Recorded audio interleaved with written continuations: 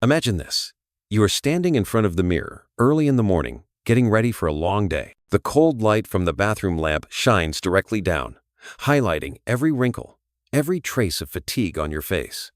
You put on your shirt, adjust your tie, then wear a smile. But if someone were standing beside you, looking closely into your eyes, would they notice something else? A shadow behind that face, another version of you, silently watching? We spend our whole lives playing roles. At work, we wear the face of a model employee, a dedicated doctor, a principled teacher. At home, we switch to the face of a father, a mother, a husband, a wife. Out in public, we put on the mask of a polite citizen who knows how to greet others and how to hide exhaustion. Each of those masks, what Jung called the persona, is not meaningless. Society needs them. A doctor cannot appear distant or harsh to patients.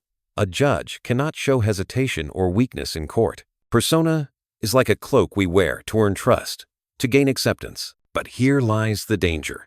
Sometimes we forget it's only a cloak. We wear it for so long that we begin to believe it is our true skin.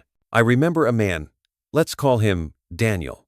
He was a lawyer, over 20 years standing before the court, eyes always sharp, voice booming like thunder, each word firm and precise enough to make jurors nod in agreement. In public, he was known as a symbol of integrity and authority. But once, Daniel told me that during late nights, after he had taken off his suit and lay in a dark room, he felt like a stranger to himself. His powerful voice disappeared.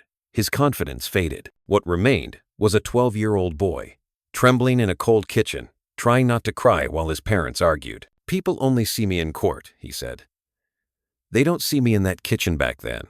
And sometimes, I don't know who I really am. Am I Daniel the lawyer or Daniel the boy?" That question strikes like a sharp blade, touching the cracks within the human soul. Are we really who we appear to be? In this world, everyone wears masks, and each mask comes with a cost. A teacher must always be patient, even when they want to scream. A doctor must stay calm, even when facing death. A mother must smile, even if her heart is breaking. If they don't wear those masks, society begins to doubt. Is he really a doctor? Does she deserve to be a teacher? Persona keeps us grounded in social order. But when we mistake it for our true self, we start to lose connection with what lies deep inside. And that is where the tragedy begins. I once heard an old story about a traveler walking through a forest. He passed by a village where everyone wore finely carved wooden masks. The traveler, curious, asked, "Do you ever take the masks off?" The villagers replied, "Number, because we're afraid that without them, we wouldn't know who we are." That night, the traveler peeked into a house and saw a woman removing her wooden mask. Underneath, there was no face at all, just a shadowy, empty void. That image haunted me for years because it speaks to a deep fear in all of us. If we strip away every role, what remains? Is there anything left, or just emptiness? Daniel is not the only one. I've met many others like him. A mother of 3 who spent her life sacrificing for her children, one day sits quietly in the living room after they've all grown and asks herself, "If I'm no longer a mother, then who am I?" An actor, after their final performance, as the crowd erupts in applause, suddenly feels hollow inside. When the curtain closes and the spotlight fades, do I still exist? The persona is necessary, but it's like a two-sided mirror. One side reflects the image we want the world to see. The other side shows the truth we dare not face. The problem begins when those two images no longer align. In public, we are strong, successful, clear-minded. But alone in our room, we feel weak, lost, even alien to ourselves. Jung once said, "The persona is what one is not, but what one pretends to be."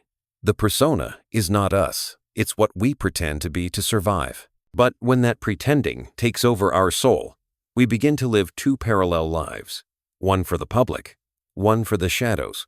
And over time, the distance between them grows so wide that the soul begins to split. Once, I asked Daniel, "What are you most afraid of?" He stayed quiet for a long time, then whispered, "I'm afraid that one day my son will look at me and say, 'Dad, I don't know who you are.'"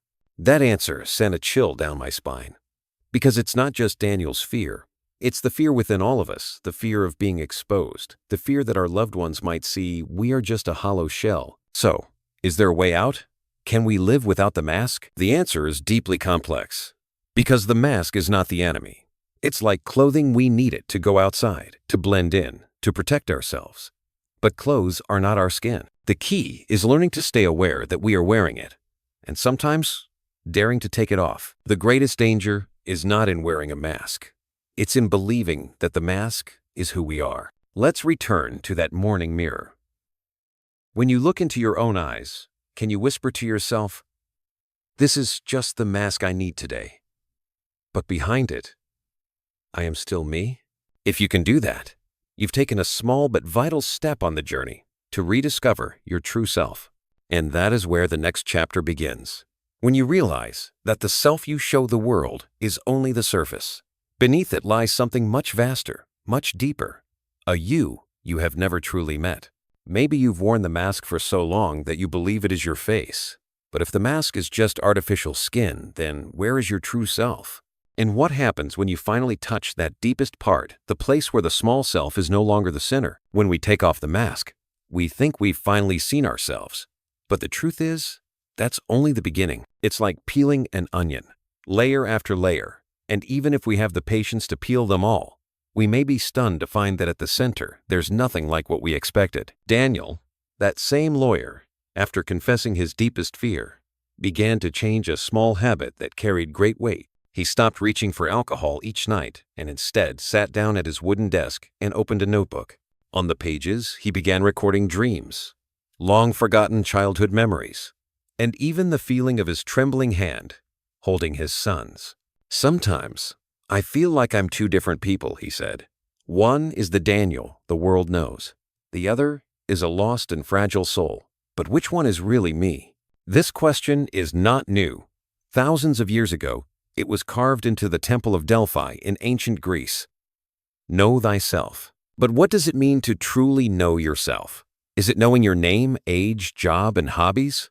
Or is it something far bigger? In psychology, there is a crucial distinction most of us rarely consider: ego and self. The ego is the surface self, the conscious identity, loud, controlling, always needing to be the center.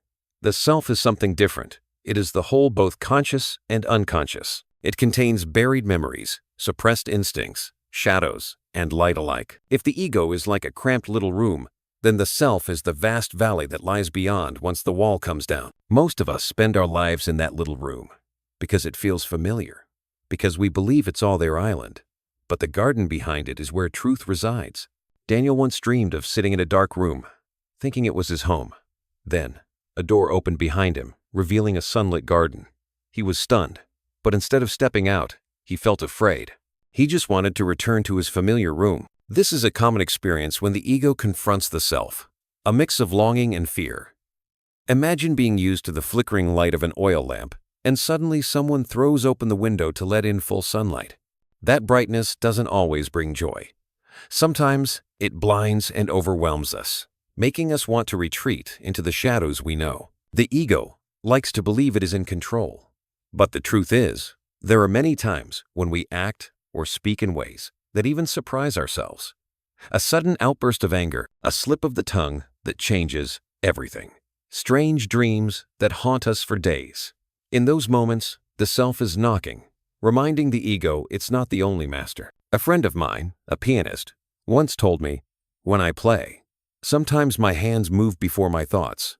It feels like someone else is playing through me." That someone else is not a stranger. It is the self. But the ego, proud and stubborn, often denies its existence. It wants to believe it holds all the power. And when that denial lasts too long, conflict begins. We split in two, outwardly calm, but inwardly a storm brews. That inner current does not vanish. It shows up as anxiety, depression, nightmares, or unconscious behavior we cannot explain. I once met a woman who told me that every time she looked in the mirror, she didn't just see her own face. She saw the faint outline of another, blurry but persistent. She thought she was losing her mind, but it wasn't madness. It was the self trying to speak. Think of the ego as a small boat, and the self as the ocean. The boat needs the sea to move forward, but the sea does not need the boat. When the boat forgets its smallness, the waves can drown it at any moment. Many people feel empty, even when they have everything: career, family, wealth. That's why. The ego is celebrated, but the self is neglected. And the more it's neglected, the more the self pushes to be seen. Sometimes in harsh ways through breakdowns, midlife crises, or sudden psychological illness. Daniel slowly began to understand that the ego is not everything. He still went to court. He still argued with strength. But each night, instead of hiding from himself, he began to talk with the parts he had long ignored. He wrote letters to the 12-year-old boy in his memory, asking what he needed, what he feared. He recorded dreams, and even drew the strange images that came to him. And over time, he no longer felt like two separate people. He began to sense a continuous current, vast, deep, but whole. The ego is small. The self is complete. One sees only the surface, the other embraces the whole. And to truly know thyself, one must dare to leave the dark room and step into the endless garden, even if the light at first is blinding. This journey is not about destroying the ego. It's about teaching it humility. The ego does not need to vanish. It's still essential for living, working, relating, but it cannot keep claiming the throne. It must learn to be a faithful steward of the self, to serve, not to rule. One afternoon, Daniel looked out the window for a long time, then asked me, "If I'm not just a lawyer, not just a father, not just that boy from the past, then who am I?" I stayed silent, because that question cannot be answered in a few sentences. It's like asking, what is the ocean? You can describe waves, water, salt, but no one can fully define the sea. The self is the same. It cannot be boxed into a definition. It can only be experienced. And one of the ways the self speaks is through dreams. When the ego sleeps, the unconscious opens its doors. Strange images appear: a garden, a mysterious figure, a hidden house. These are not illusions. They are messages from the self to the ego. If the ego learns to listen, it will begin to converse rather than resist. And that is the first step of a journey called individuation, the process of turning a fragmented person into a unified whole. Daniel has not walked far yet, but he has started. And just beginning changes everything. Still, the garden the self reveals is not only filled with light and flowers, it also holds ancient shadows, archetypes that go beyond the personal. If we don't recognize them, they can shape our entire lives, even alter the fate of a nation. Daniel began the habit of writing down each of his dreams. At first, they were only vague fragments: a room with an empty window, a clock ticking backward, a blind dog leading the way. But then came a dream that left him shaken. He was standing in a vast square, surrounded by a crowd, all wearing the same gray clothing. Everyone was silent, eyes fixed on a figure stepping onto a platform. That figure had no face, only a smooth white mask. When it raised its hand, the entire crowd bowed in unison. Daniel woke up drenched in sweat. He didn't understand, but something told him this dream didn't belong to him alone. We often think dreams reflect only personal stories, but some dreams stretch beyond the boundary of one life. They are doors opening into deeper realms where all souls connect. Psychology calls this the collective unconscious. Imagine this. We think we are just a drop of water, but in truth, we are part of an underground river flowing through the entire history of humanity. When society is on the verge of upheaval, the first ripples often appear in dreams. History has seen this before.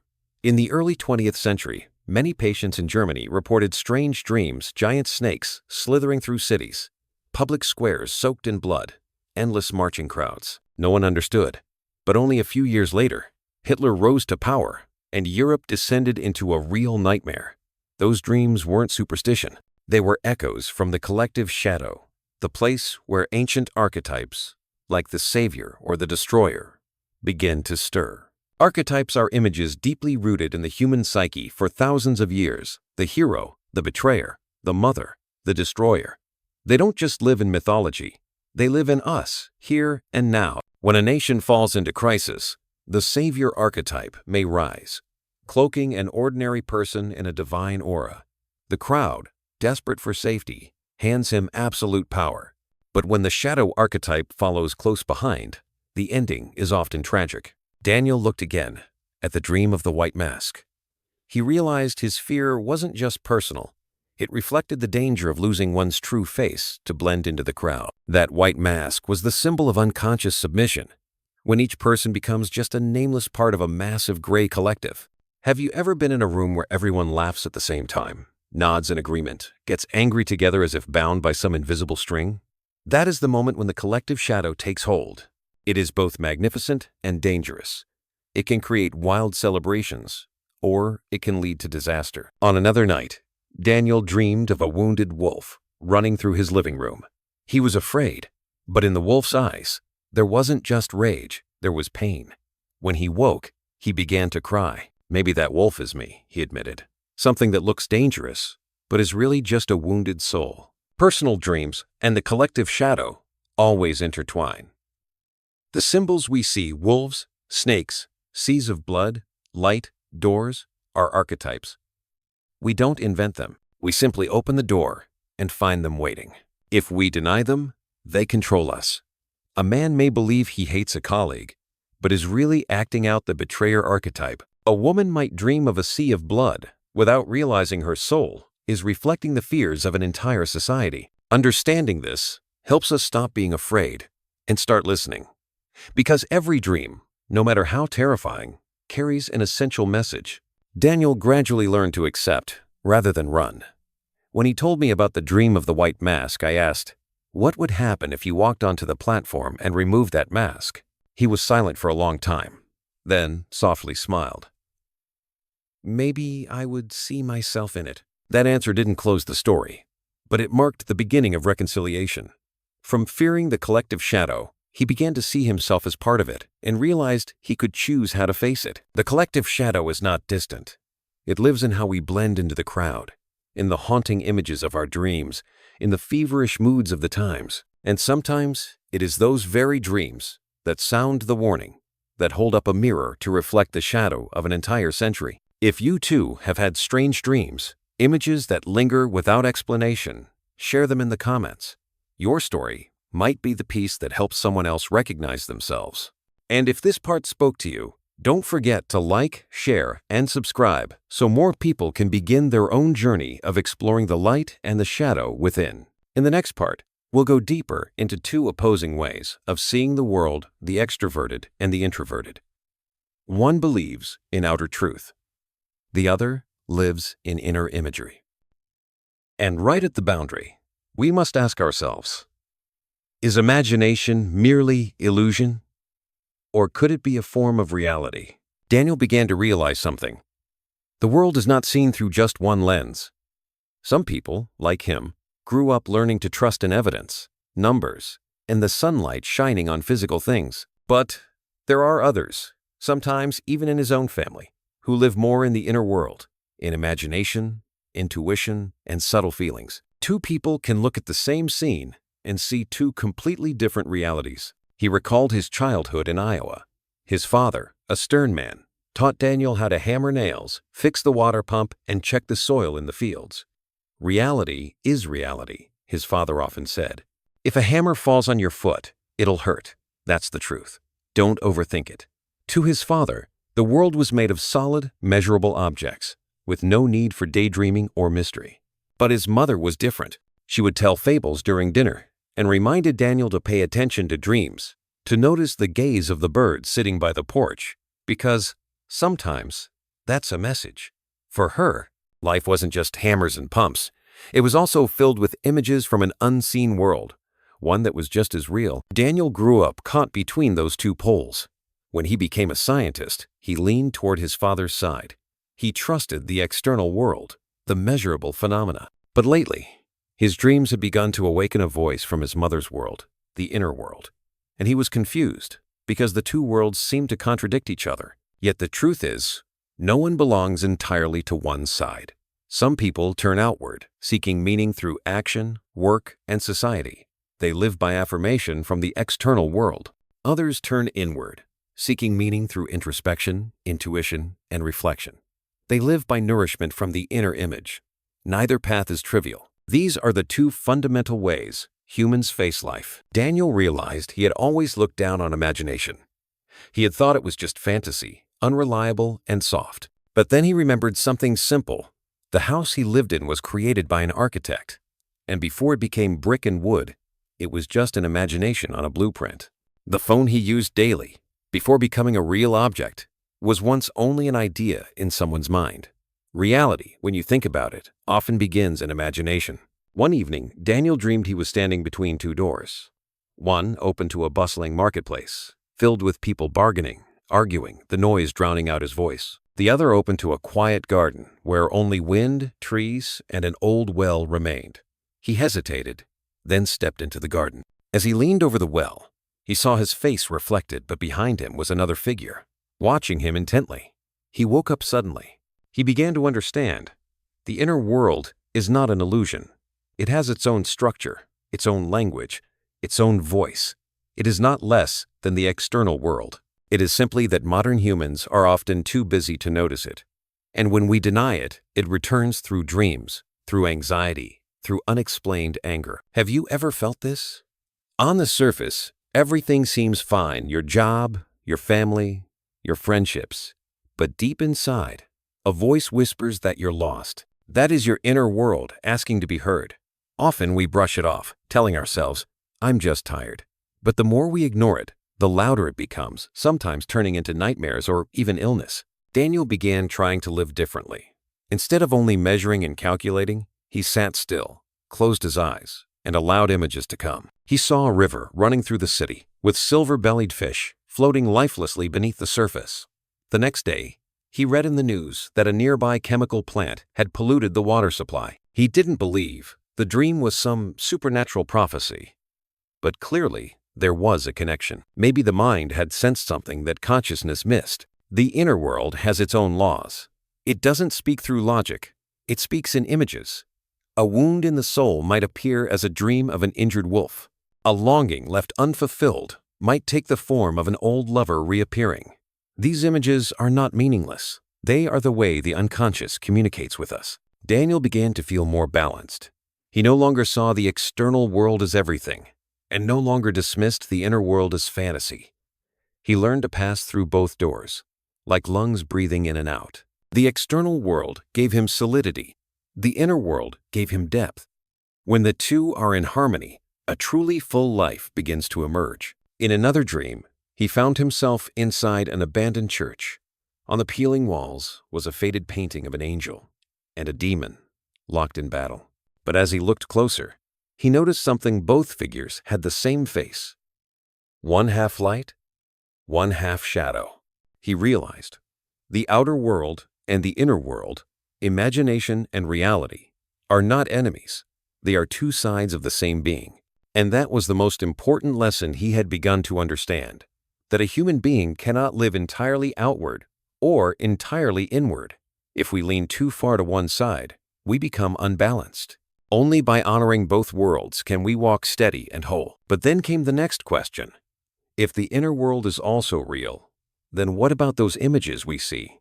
Especially the sudden intuitions, the mysterious hunches, are they trustworthy? Is intuition just a lucky guess? Or could it be a hidden sense we've barely begun to understand? One autumn morning, Daniel left home early for work. The air was still misty. The streets were quiet. He usually took the familiar route that passed over an old wooden bridge. But that day, just after stepping out of the alley, a strange feeling crept in. A formless unease made him hesitate. Don't cross the bridge. A voice in his mind whispered. It wasn't a logical thought, just an urgent inner pull. He stopped, heart racing. After years of relying on reason, Daniel had never trusted in vague feelings. But that day, for reasons he couldn't explain, he turned and took the longer route instead. When he arrived at work, he heard the news. The wooden bridge had collapsed earlier that morning due to rot. Thankfully, no one had been on it. Daniel froze. Chills ran down his spine. For the first time, he couldn't deny intuition. It had saved him. But what is intuition? Is it just random luck? Or is it another sense we still don't fully understand? Think back. Have you ever known something before it happened, without any logical reason? A call from an old friend, a minor accident, an unexpected opportunity, and somehow you had a sense it was coming. Some call it a hunch. Others dismiss it as superstition. But when it happens too often, it's hard to call it coincidence. In his work, Daniel had seen seasoned investors make split-second decisions without lengthy analysis. When asked why, they just shrugged. Gut feeling. Sometimes those decisions brought in millions. That can't all be luck. At a deeper level, intuition is like a flash of lightning in the night, illuminating the entire sky for just a moment, letting you see the road ahead. It doesn't explain why. It just shows. One day, Daniel reconnected with Eleanor, a former colleague now working as a doctor. She spoke of unusual cases. In one, test results showed a patient was fine, but something felt off. Eleanor decided to keep the patient for further tests. The result, a small tumor was just beginning to form, caught in time. "I can't explain it," she admitted. "Maybe the patient's body gave off signals I wasn't consciously aware of, but my intuition picked them up." Daniel nodded, a wave of empathy rising in him. He told Eleanor about the collapsed bridge. The two sat in silence for a long time. Then Eleanor said, "Maybe intuition is the unconscious speaking to us. It gathers fragments the conscious mind hasn't yet pieced together." That idea stayed with Daniel. The unconscious, like a vast machine, quietly watches, records, and analyzes, even when we're not paying attention. And sometimes, it sends a signal through a fleeting feeling. In a dream afterward, Daniel saw himself rowing across a still lake under a sky full of stars. Suddenly, a star fell, lighting up the water. In that light, he could clearly see a narrow path leading to the shore. When he woke up, he sighed. The dream was simple, a reminder that intuition is like a shooting star, brief, unexpected, but capable of lighting the way in darkness. Intuition isn't always right. It can be confused with fear, with illusion. Many have blindly followed their gut and lost their way. But to completely reject intuition is to deny a natural form of inner wisdom. The key is learning to discern. Fear speaks loudly, urgently, with pressure. Intuition is quieter, more subtle, like a single note ringing in the mind, causing you to pause. Another time, Daniel attended a conference in New York. In a crowded room, he suddenly noticed a man standing off to the side, unremarkable, silent. But something in Daniel stirred. This person is important. Ignoring reason, he walked over to introduce himself. It turned out the man was a publisher, looking for manuscripts on the intersection of science and psychology. Exactly the theme Daniel had been developing. That chance meeting opened a path to publishing he'd never dared to imagine. Once again, intuition had guided him to a new turning point. But to hear intuition, we must be quiet. In noise, that voice gets buried. Daniel formed a habit. Each night, he sat in a small room, turned off the lights, and lit a candle. He closed his eyes and waited for the first images, the first sensations to appear. Sometimes, it was a deep shade of blue. Sometimes, the feeling of a hand gently resting on his shoulder. He didn't analyze them immediately. He simply recorded them, returning the next morning with a clearer mind. Over time, Daniel saw something clearly. Intuition doesn't come from out there. It comes from within. It is the heartbeat of the unconscious, connecting us to the hidden currents of life. And when we trust it just enough, the path ahead becomes clearer. One night, he dreamed he was standing before a snow-covered mountain. There were two paths to the top, one clearly marked and paved with stone, the other a narrow trail lost in fog. In the dream, he hesitated, then chose the misty path. As he walked, the fog lifted, revealing breathtaking landscapes the paved path would never reach. He awoke with a powerful realization. Sometimes, intuition leads us where no one dares to go, but that's where the most beautiful vistas lie. Intuition is not a replacement for reason. It is its counterpart. Reason is like a flashlight, lighting up specific details. Intuition is like the moonlight, gently illuminating the entire landscape. Only when both exist together can we truly see the whole picture. Daniel, once a scientist who trusted only numbers, had begun to step into a world of inner knowing, of dreams, of subtle signals, and he realized that it was this union that allowed him to walk deeper into the journey of discovering his true self. But if intuition opens the door to the unconscious, what happens when we face the most frightening images hidden in its depths? When it is no longer a gentle whisper, but the raw emergence of shadow? In the next part, we will enter a more dangerous realm, where we come face to face with the darkest parts of ourselves. One early winter night, Daniel dreamed he was standing in a windowless room. In the center stood a large mirror. He stepped closer, but the reflection wasn't his own. It was another man, cold eyes, a bitter, crooked smile. The figure whispered, "You think you're the good one? The wise one? I am the truth you've been avoiding." Daniel jolted awake, cold sweat soaking his back. It was the first time he came face to face with the stranger, within the part he would later call the shadow. Not an enemy outside, but a part of himself he had repressed and denied for a lifetime. Throughout his career, Daniel had maintained a polished image, a devoted professor, a model man, a kind father. He took pride in his calmness and integrity, but he had forgotten that every shining quality casts a shadow. The more he tried to appear noble, the more deeply he buried his anger, selfishness, and desire. These parts didn't disappear. They waited, hidden, for a chance to surface. One afternoon, Daniel walked into his classroom. The students were noisy, distracted. Instead of his usual patience, he snapped. He shouted, slammed his materials onto the desk. The class fell silent, and Daniel too stunned by his own outburst. In his eyes, he caught a glimpse of the man from the mirror. That night, he drank alone. He recalled other moments small, but with a common thread. The jealousy when a colleague won an award, the anger when his children disobeyed, the quiet satisfaction when someone failed. He had always denied these feelings. But now, they came flooding in like an army from the shadows. The shadow is not a stranger. It is the abandoned part of ourselves. Like a dusty attic where we store shame, rage, fear. We lock the door and believe we're free. But the more we lock it away, the stronger it grows. Daniel began to understand. Without facing it, he would remain haunted. The dream of the mirror was a warning. But what to do? He remembered a quote he once read. "One does not become enlightened by imagining figures of light, but by making the darkness conscious." The words rang like a bell in the night. He began to write a journal, not to list achievements, but to confess his darkest thoughts. The trembling words appeared. "I want more recognition than my peers. I feel satisfaction when others stumble. I'm afraid of being forgotten." Each sentence felt like a blade, but also like a lamp shining into the dark attic. Strangely, as he wrote, he felt lighter. The shadow didn't vanish, but it lost its terror. It became a part of him to be acknowledged, not an enemy to be destroyed. One day, Daniel met a student named Michael, disruptive, lazy, eyes filled with defiance. Daniel had always disliked him, saw him as a burden, but after facing his own shadow, he recognized Michael. He was the man in the mirror, angry, rebellious, craving attention. Instead of pushing him away, Daniel listened. For the first time, Michael opened up about childhood abuse, about rage he didn't know where to place, except in school. Daniel sat in silence. He saw himself in the young man. He realized, when we deny our own shadow, we often see it in others and despise them for it. But if we dare to acknowledge it, we begin to feel compassion instead of judgment. The shadow also holds power.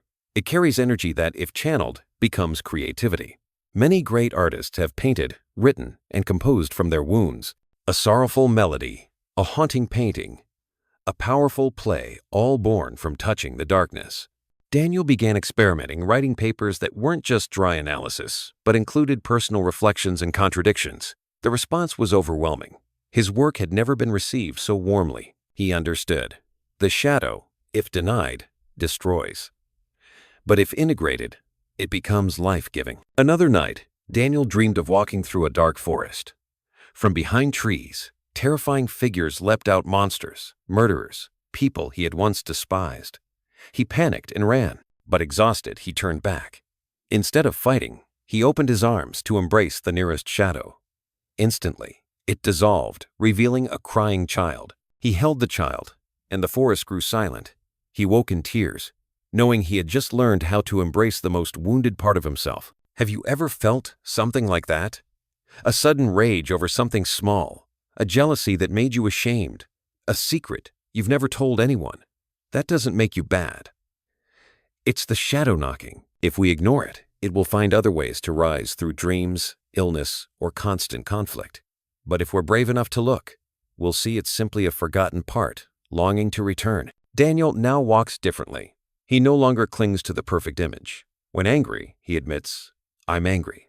When jealous, he asks, "What am I lacking that this person has?" The shadow becomes a mirror, no longer a nightmare. And he realized the journey to find the true self isn't just about seeking the light.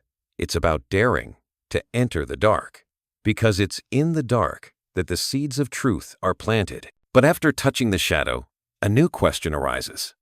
How do we avoid being swallowed by it? How do we keep walking, finding balance where light and shadow coexist? In the next part, we'll enter a harder path, the reconciliation of two opposing forces within the soul. There was a time, after a series of intense dreams and difficult confrontations, when Daniel fell into exhaustion. He had touched the darkness, dared to write his ugliest truths in his journal, admitted to himself his jealousy, anger, and selfishness. But the deeper he went, the more he feared he might be swallowed whole. He asked himself, if I keep digging, will there come a day when there's only darkness, with nothing left to hold on to? One night, he dreamed he was sitting in a large room between two chairs facing each other. On one side sat a bright, well-dressed man with a warm, calm voice, the embodiment of the Professor Daniel the world knew. On the other side sat the figure from the mirror. Cold eyes, a mocking smile, filled with all that Daniel despised. They both looked at him, the real Daniel, sitting in the middle. He woke up, heart pounding. He understood what the dream was asking. It was time to sit at the same table with both parts of himself. In daily life, Daniel began to try something unusual. He allowed both light and shadow to show up. When teaching, he no longer forced himself to be the perfect professor. If he felt tired, he told his students, "I don't have much energy today." To his surprise, instead of losing respect, he received understanding. When writing academic papers, he didn't just present dry data. He included moments of personal failure, times when he was tempted by easy success. That honest essay was shared more widely than anything he'd written before. Daniel realized, balance doesn't mean eliminating the darkness. It means acknowledging it and placing it in the right place, like an orchestra, where the heavy drums blend with the bright violins to create a complete symphony. One afternoon, walking through a park, Daniel saw a little boy playing with his shadow. He jumped, the shadow jumped. He spun in circles. The shadow spun too. Daniel stood still for a long time. He realized the shadow is not something to destroy. It's something to dance with. The more we try to run from it, the closer it clings.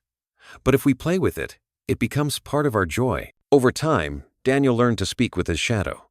When anger flared, he asked, "What do you want from me?" When jealousy arose, he whispered, "What are you reminding me I long for?" These emotions stopped being enemies and became messengers pointing to unmet needs, to unhealed wounds. Once, during a talk with a group of young students, Daniel suddenly shared, "I felt jealous when colleagues succeeded. I've quietly enjoyed someone else's failure. I'm not proud of that, but I understand now it's a part of me. And because of that, I've learned to see others with more honest, less judgmental eyes." The room was silent. Then, one female student burst into tears. "I felt that too, but I've never dared to say it." In that moment, Daniel knew his reconciliation was beginning to ripple outward. This healing wasn't only internal, it also changed his relationships. His wife, Anna, had long accused him of being distant and cold. Now, Daniel began to tell her about his dreams, his fears, his vulnerable moments. Anna was surprised, then gently held his hand. "I've been waiting for this a long time," she said. The shadow didn't just bring danger, it opened the door to new intimacy. When we dare to let others see us as we truly are, imperfections and all. On another night, Daniel dreamed he was standing in the center of a radiant mandala with 4 symbols in each direction: the sun, the moon, fire, and water. At the center was a small glowing point, still and quiet. He stepped into it and felt a strange sense of peace. When he woke up, he understood. Balance is not a battle, it's harmony. That center is the place where both light and shadow are allowed to exist, where nothing needs to be erased. There were still days when Daniel felt lost, still sudden bursts of anger, still the mocking grin in the mirror. But instead of panic, he simply smiled, "Hello, I know you're there." Then he carried on, walking forward with both parts by his side. If light represents who we wish to become, then shadow represents what we fear to face.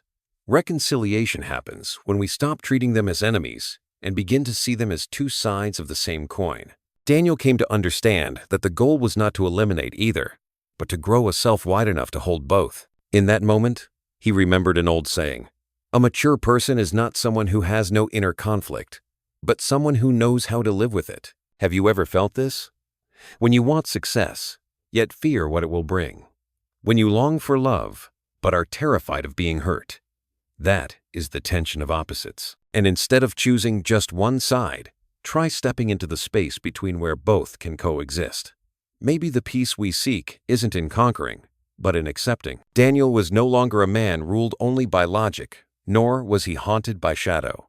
He was both. And through this reconciliation, he felt closer than ever to what he called his true self, a fragile but vibrant wholeness. But if an individual can reconcile light and shadow, a bigger question now emerges. Is there a greater unity beyond the personal that connects us all? In the next part, Daniel will confront the deepest idea of all, something he could only bring himself to name with one word: the self. One spring morning, Daniel sat by the window, watching sunlight filter through the young branches. He had come a long way facing the mask, descending into the shadows, learning to reconcile. But there still seemed to be something further, a whisper that had not yet formed into words. In many of his recent dreams, he found himself standing before a vast ocean, waves crashing, wind blowing, and on the horizon, a circle of light would slowly appear, part sun, part moon. Each time he woke, he carried the feeling of having touched a reality greater than himself. One day, Daniel met Anna again in the garden behind their house. They sat on the old bench in silence, watching the flowers bloom. Anna softly said, "You know, sometimes I feel like you're not just you. It's as if you're carrying the stories of many generations, both their joys and fears, things I don't even know how to name." Daniel was quiet. He thought of his family history: a strict father, a melancholic mother, a grandfather who had survived war. All of them, somehow, still lived in his blood. He began to understand. He was not only Daniel, a man with his own memories and choices. Beneath that was a deeper layer, an invisible network connecting him to those who came before, to his friends, to the dreams and symbols that all humanity seems to share. One night, Daniel dreamed he wandered into an ancient temple. The walls were carved with symbols: circles, crosses, dragons, phoenixes, the sun and moon. He realized he had seen them before in books, in paintings, even in the dreams of patients from long ago. They came from all corners of the world, yet were strangely alike. When he touched the wall, the entire temple lit up, and a voice echoed, "You are not alone. I am in you, and you are in me." Daniel awoke with tears streaming down his face. He understood then that the self was not just an expanded version of the personal self. It was a unity that went beyond the boundaries of individuality. It included everything he knew and everything he could never fully grasp. In the days that followed, Daniel spent more time in stillness. He no longer focused only on the darkness or the light within him, but began to see them as parts of something larger. Like two colors in a rainbow, light and shadow blended into a greater picture. Once, while walking beside a lake, Daniel saw his reflection in the water. As he leaned closer, it was not just his own face he saw, but the layered faces of his father, his mother, old friends, even historical figures. In that moment, he realized he was just one link in an endless chain. The self he called I was merely a wave, and the ocean was the true being. From that point on, Daniel's way of living changed. He no longer obsessed over being right, nor feared being wrong. He began to see every experience, joyful or painful, success or failure, as part of a larger process in which he was only a participant. When he heard that a younger colleague had won a prestigious award, instead of feeling jealous, he smiled and said, "Good. His glory is our glory too. We are all seekers of truth."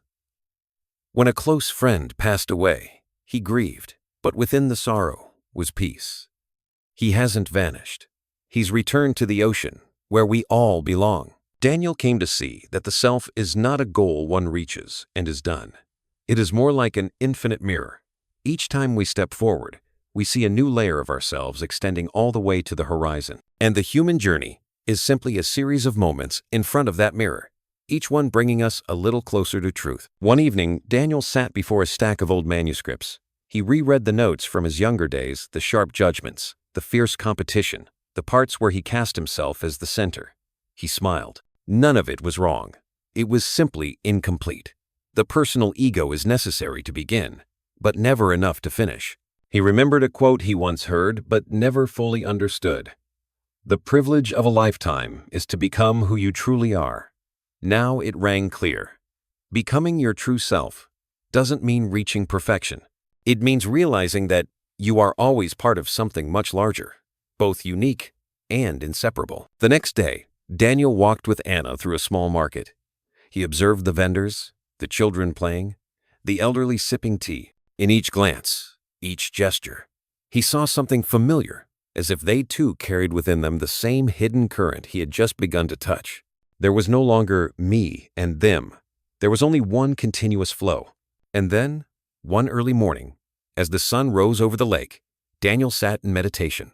In the silence, he felt his heartbeat no longer separate from the pulse of the world, the wind, the birds, the water against the shore. He no longer asked, "Who am I?"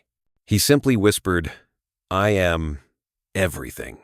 Daniel's journey from the mask to the shadow, from reconciliation to self, was never just the story of one man.